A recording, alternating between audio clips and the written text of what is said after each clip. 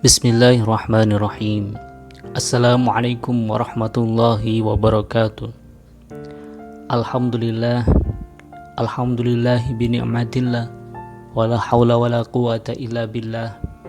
Asyhadu an la ilaha illallah wahdahu la syarikalah, wa asyhadu anna Muhammadan abduhu wa rasuluh, la nabiyya ba'dah, amma ba'd.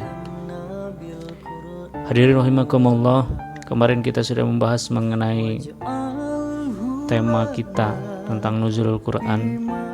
Poin yang kita bahas adalah meyakini bahwa Al-Quran adalah kitab suci bagi kita, umat muslim.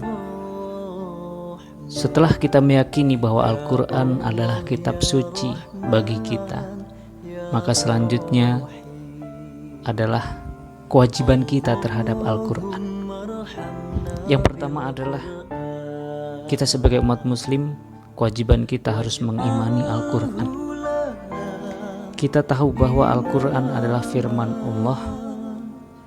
Al-Quran bukanlah makhluk. Al-Quran adalah kalamullah yang diturunkan melalui malaikat Jibril kepada Nabi Muhammad SAW. Al-Quran diturunkan untuk menjadi petunjuk bagi kita. Tanpa mengimaninya, maka kita tidak mungkin menjadikannya sebagai pegangan hidup. Kemudian yang kedua, kewajiban kita sebagai umat muslim terhadap Al-Quran adalah membaca Al-Quran. Kalau kita punya Al-Quran, jangan jadikan Al-Quran sebagai hiasan semata. Jangan jadikan Al-Quran hanya menjadi pajangan di lemari kita. Baca, buka, pelajari. Karena bagi kita, bagi setiap manusia yang membaca Al-Quran akan bernilai pahala. Nabi Muhammad SAW bersabda, bacalah Al-Quran karena dia akan datang pada hari kiamat sebagai pemberi syafaat bagi yang membacanya. Hadis riwayat Muslim. Kemudian di hadis lain disampaikan, barang siapa yang membaca satu huruf saja dari Al-Quran, maka seorang akan mendapatkan kebaikan satu kali, tetapi tiap kebaikan akan dibalas dengan 10 kali. Hadis riwayat Tirmizi. Gak ada ruginya kalau kita membaca Al-Quran. Akan Allah beri balasan di dunia dengan berbagai banyak pahala. Yang tadi satu kebaikan akan dilipat gandakan menjadi 10 kebaikan. Kemudian ketika nanti di akhirat kita akan mendapatkan syafaat daripada Al-Quran. Nah, itulah janji Allah memberikan pahala bagi kita yang membaca Al-Quran. Kemudian kewajiban kita sebagai umat muslim selanjutnya adalah yang ketiga, mempelajari Al-Quran dan mengajarkannya. Khairukum man ta'allama al-Quran wa 'allamah. Sebaik-baik kalian adalah yang mempelajari Al-Quran dan mengajarkannya. Hadis riwayat Bukhari. Nah, ini belajar Al-Quran adalah suatu kewajiban bagi kita. Karena Al-Quran adalah pedoman kita. Bagaimana mungkin kita jadikan pedoman kalau kita tidak bisa membacanya? Bagaimana mungkin kita bisa mengajarkannya Al-Quran sedangkan kita malas untuk mempelajarinya? Mudah-mudahan kita bukan menjadi orang yang seperti itu. Kemudian kewajiban kita selanjutnya yang keempat adalah menghafal Al-Quran. Nah, ini Al-Quranlah yang kita baca setiap sholat. Jadi kalau kita tidak punya hafalan, alangkah sholatnya seperti apa gitu.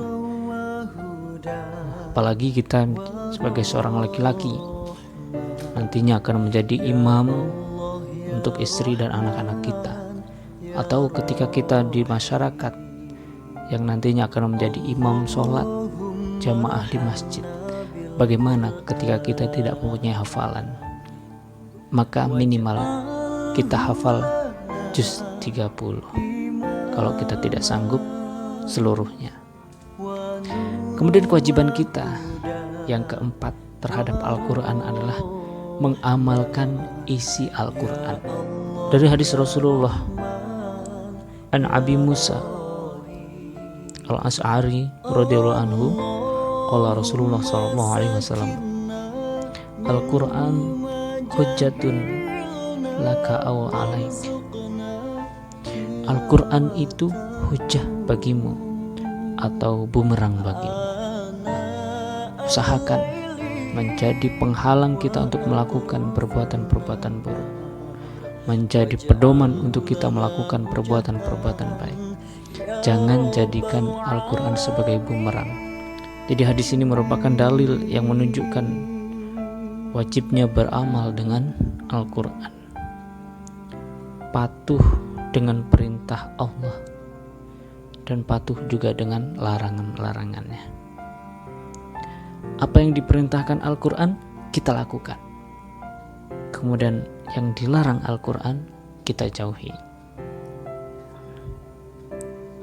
Kemudian kewajiban kita sebagai umat muslim terhadap Al-Quran yang terakhir adalah menerapkan dalam kehidupan bermasyarakat. Gak cukup hanya mengamalkan Al-Quran secara pribadi, kita perlu menerapkan juga dalam kehidupan bermasyarakat. Nah, inilah beberapa kewajiban kita terhadap Al-Quran, karena memang suasana hari ini masih suasana nuzulul Quran. Mudah-mudahan menjadi ilmu buat kita, mudah-mudahan juga menjadi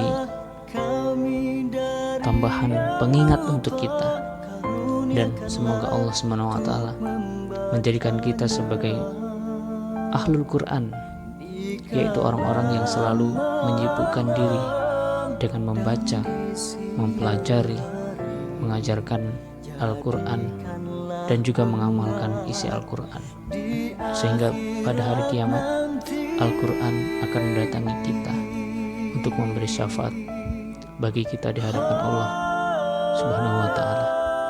Mudah-mudahan Allah berikan keberkahan.